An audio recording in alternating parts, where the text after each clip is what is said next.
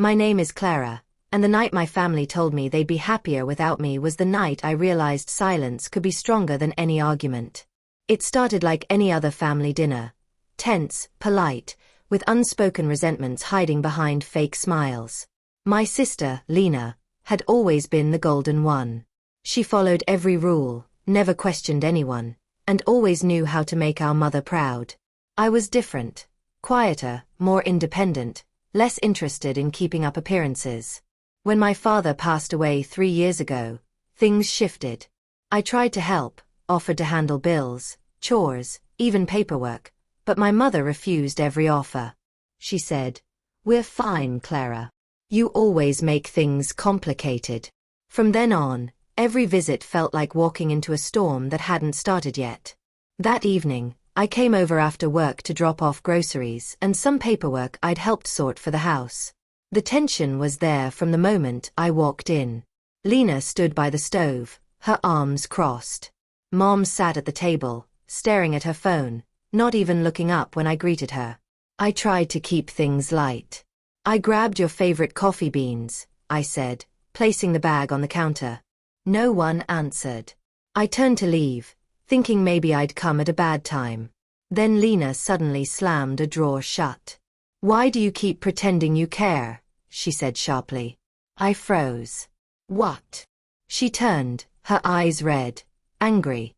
"You think we don't see what you're doing? Acting like you're the hero, helping out, fixing things, when all you ever do is make us feel like we can't handle our own lives." I didn't even know what to say. My mother finally looked up, sighing heavily, as if she'd been waiting for this explosion. "Lena, don't," I said quietly. But she didn't stop. "You ruined everything when you left," she continued, voice trembling. "You could have stayed and helped after Dad died, but you ran off to chase your own life. Now you come back acting like you're doing us favors." I stood there, heart pounding. It was true that I'd moved out after Dad's death, but only because Mom had insisted. She told me she needed space, that I was a reminder of him, of the pain. I respected that. I'd built my own life from scratch, working 2 jobs, slowly finding peace again. But apparently, that independence had turned into another reason for them to resent me. I turned to my mother. "Is that really how you feel?" She looked at me, her eyes cold. "Clara," she said slowly, "you always make things about you. You left when we needed you. You come back and disrupt everything. Honestly." She paused, then said the words that hit harder than anything before. "We'd be happier without you."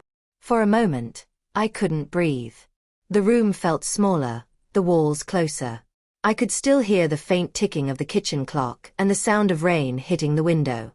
I looked at both of them, the sister I used to share secrets with, the mother I'd spent years trying to please, and suddenly, everything went quiet in my mind. There were no tears, no yelling, no pleading. Just silence. I nodded slowly, picked up my bag, and walked to the door. "Clara, wait," Lena said, but her voice didn't sound angry anymore, it sounded uncertain. I didn't look back. The last thing I saw before closing the door was the reflection of their faces, confused, maybe even regretful, as I left without a word. That night, I drove for hours without a destination. The rain got heavier, and the road blurred under the wipers. I stopped at a small gas station, bought a cup of coffee, and sat in my car until sunrise.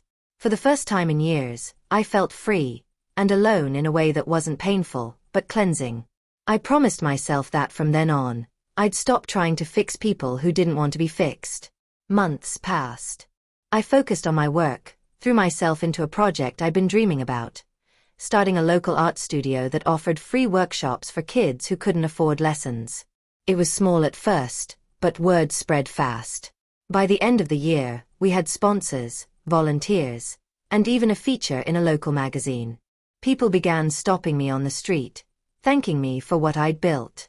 Every time it happened, I thought back to that night, the rain, the shouting, the silence, and realized it had pushed me to become the person I was meant to be.